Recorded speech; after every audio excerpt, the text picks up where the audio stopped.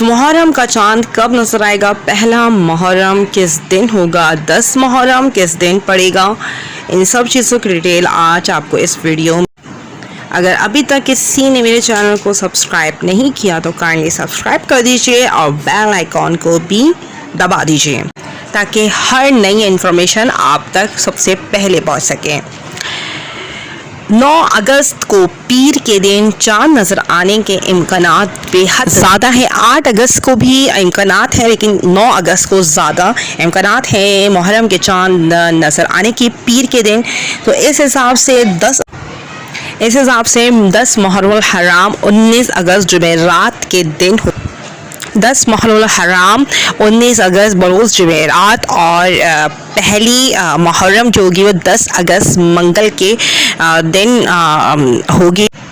I'm happy to see you here. Thank you watching my work. Kindly support my videos, support my channel by your subscription. Kindly subscribe my channel. Thank you.